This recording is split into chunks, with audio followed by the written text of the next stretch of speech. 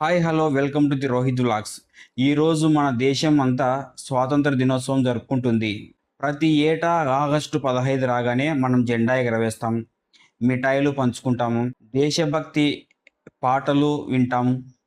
కానీ ఒక్కసారి ఆలోచించండి, ఈరోజు మనం అనుభవిస్తున్నటువంటి ఈ స్వేచ్ఛ, ఈ హక్కులు, ఈ సంతోషం ఊరికే వచ్చాయా? ఖచ్చితంగా లేదు. దీని వెనక 200 సంవత్సరాల బానిసత్వపు సంఖ్యలు ఉన్నాయి. కోట్లాది మంది భారతీయుల కన్నీళ్లు ఉన్నాయి. వేలాది మంది కంటికి కనిపించని చరిత్ర పుటల్లో కలిసిపోయినటువంటి వీరుల త్యాగాలు ఉన్నాయి. అసలు మనకి ఈ స్వాతంత్రం ఎలా వచ్చింది? మన పూర్వీకులు ఎలాంటి నరకం చూశారు? ఈరోజు ఈ వీడియోలో మన భారత స్వాతంత్ర సంగ్రామం వెనుక దాగి ఉన్న రక్త చరిత్రను తెలుసుకుందాం. ఆ త్యాగాలను ఒక్కసారి గుర్తు చేసుకుందాం. ఇందులో మొదటి విప్లవ అడుగు 1857 సిపాయిల తిరుగుబాటు. మన స్వాతంత్ర్య పోరాటము ఒక్క రోజులోనో ఒక్క సంవత్సరంలోనో మొదలైంది కాదు. ఆంగ్లేయులు వ్యాపారం పేరుతో మన దేశం వచ్చి మెల్లగా మనల్ని బానిసలుగా మార్చేశారు. వారి అణిచివేత అన్యాయాలను భరించలేక 1857లో మొట్టమొదటిసారిగా భారత ప్రజల ఆగ్రహం ఒక అగ్ని పర్వతంలా బద్దలైంది. 1857 మొదటి భారత స్వాతంత్ర్య సంగ్రామం లేదా సిపాయిల తిరుగుబాటు అని చెప్పి అంటారు. మంగల్ పాండే అనే ఒక సామాన్య సైనికుడు బ్రిటిషర్ల తుపాకీ తూటాలకి ఆవు పంది కొవ్వును పూసి భారత ప్రజల మా మతాన్ని ఆత్మ గౌరవాన్ని దెబ్బతీస్తున్నారు అని తిరగబడ్డాడు. ఆ ఒక్క పిలుపు దేశమంతా వ్యాపించింది. ఝాన్సీ లక్ష్మీబాయి తన బిడ్డను వీపున కట్టుకొని చేతిలో ఖడ్గం పట్టి ఆంగ్లేయులను గడగడలాడించింది. ఇక మన తెలుగు నేల విషయానికి వస్తే ఆనాడే రేనాటి సూర్యుడు ఉయ్యాలవాడ నరసింహారెడ్డి ఆ బ్రిటిష్ వాళ్ళను గడగడలాడించాడు. బ్రిటిష్ పాలనపై సింహంలా గర్జించాడు. తన ప్రాణాలను సైతం లెక్క చేయకుండా బ్రిటిషర్ల గుండెల్లో నిద్రపోయాడు. ఈ పోరాటంలో మనం ఓడిపోయి ఉండిండొచ్చు, కానీ భారతీయుల్లో మేము బానిసలం కాదు, మేము తిరగబడగలము అనే విప్లవ బీజాన్ని నాటిన ఘట్టం ఇది. ఇంకో విషయానికి వస్తే జలియన్ వాలాబాగ్ ఘాతుకం 1919. 1857 తర్వాత బ్రిటిషర్ల యొక్క ఘాతుకాలు ఇంకా ఎక్కువైనాయి. మన దేశంలోని అత్యంత దారుణమైన ఘాతుకమైన ఘట్టం 1919 ఏప్రిల్ 13న జరిగింది. జలియన్ వాలాబాగ్ దురంతం అంటారు. పంజాబ్లోని అమృత్సర్లోని జలియన్ వాలాబాగ్ అనే మైదానంలో వైశాఖి పండగ జరుపుకోవడానికి, ప్రశాంతంగా నిరసన తెలపడానికి వేలాది మంది ప్రజలు సమకూరారు. అందులో చిన్నపిల్లలు, మహిళలు, వృద్ధులు కూడా ఉన్నారు. ఆ మైదానానికి ఉన్నది ఒకే ఒక చిన్న గేటు. క్రూరుడైన బ్రిటిష్ అధికారి జనరల్ డయర్ తన సైన్యంతో వచ్చి ఆ ఒక్క గేటును మూసివేసి ఎలాంటి హెచ్చరిక లేకుండా నిరాయుధులైన ప్రజలపై విచక్షణారహితంగా కాల్పులు జరిపాడు. వందలాది మంది అక్కడికక్కడే ప్రాణాలు విడిచిపోయారు. తుపాకీ గుండ్ల నుంచి తప్పించుకోవడానికి అక్కడ ఉన్నటువంటి ఒక బావిలో దూకి వందల మంది చనిపోయారు. ఆ బావి రక్తం కలిసి ఎర్రగా మారిపోయింది. ఆ దారుణాన్ని కల్లారా చూసినటువంటి ఒక 19 ఏళ్ల కుర్రాడు ఆ రక్తంతో తడిసినటువంటి మట్టిని చేతుల్లోకి తీసుకొని ప్రమాణం చేశాడు, ఈ ఆంగ్లేయులను నా దేశం నుంచి తరిమి కొడతాను అని.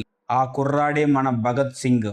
అదే సమయంలో మన తెలుగు నేల మన్యం ప్రాంతంలోని అల్లూరి సీతారామరాజు గిరిజనులను ఏకం చేసి రంప తిరుగుబాటు ద్వారా ఆంగ్లేయుల పోలీస్ స్టేషన్లపై కాల్పులు జరిపి వాళ్లకు చుక్కలు చూపించాడు. విప్లవం వర్ధిల్లాలని నినదిస్తూ తన ప్రాణాలను దేశం కోసము అర్పించాడు. ఇంకొక ఘట్టం చూసుకున్నట్లయితే 1920 తర్వాత స్వాతంత్ర పోరాటం అనేది 2 మార్గాల ద్వారా సాగింది. ఒకటి గాంధీజీ చూపించిన అహింసా మార్గం, భగత్ సింగ్, చంద్రబోస్ విప్లవ మార్గం. ఒకవైపు మహాత్మా గాంధీజీ శాంతి, అహింస, సత్యాగ్రహం అనే ఆయుధాలతో కోట్లాది మంది భారతీయులను ఏకం చేశాడు. ఉప్పు సత్యాగ్రహం ద్వారా సాధారణ ప్రజల్లో సైతం దేశభక్తిని చాటాడు.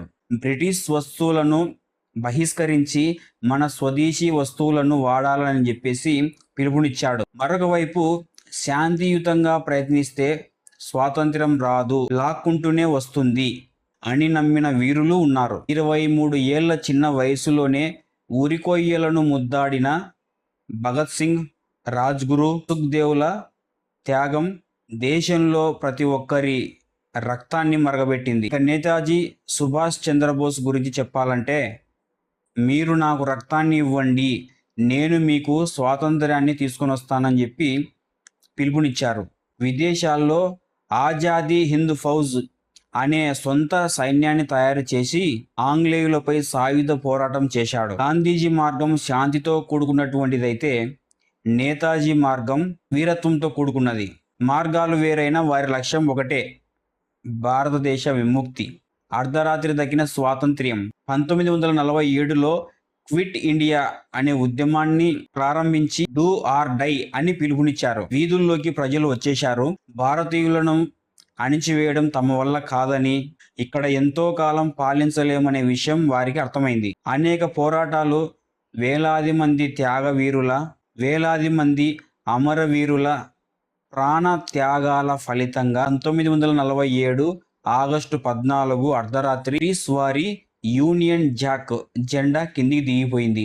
మన త్రివర్ణ పతాకం ఎర్రకోటపై స్వేచ్ఛగా ఎగిరింది. మన ఆంధ్రాలోని బట్రప్రోలుకు చెందిన పింగళి వెంకయ్య గారు డిజైన్ చేసిన మన జాతీయ జెండా ఆకాశంలో రెపరెపలాడుతుంటే దేశమంతటా ఆనంద బాష్పాలు రాలాయి. 200 ఏళ్ళు బానిసత్వ సంఖ్యలు తెంచుకొని భారతదేశం స్వేచ్ఛా వాయువులు పీల్చుకుంది. ఫ్రెండ్స్, ఈరోజు మనము అనుభవిస్తున్నటువంటి ఈ స్వేచ్ఛ, హక్కులు, సంతోషం ఊరికే రాలేదు. దీని వెనుక ఎంతోమంది రక్తం ఉంది. ఎందరో చేసినటువంటి అమరవీరుల త్యాగాలు ఉన్నాయి. ఈరోజు మనం జరుపుకునే స్వాతంత్ర దినోత్సవం అంటే కేవలం జెండా ఎగరవేసి సెలవును ఎంజాయ్ చేయడం మాత్రమే కాదు. మన దేశం కోసం ప్రాణాలు అర్పించినటువంటి అమరవీరులను మనస్ఫూర్తిగా స్మరించుకోవడం, వారు కలలు కని ఇచ్చిపోయినటువంటి స్వతంత్ర భారతాన్ని సరైన మార్గంలో నడిపించడం, లంచగొండితనం, కులమత వివక్ష లేని సమాజాన్ని నిర్మించడమే మనం ఆ వీరులకు ఇచ్చేటువంటి అసలైన నివాళి. మన దేశాన్ని గౌరవిద్దాం, మన సైనికులను గౌరవిద్దాం. జై హింద్, భారత్ మాతాకి జై.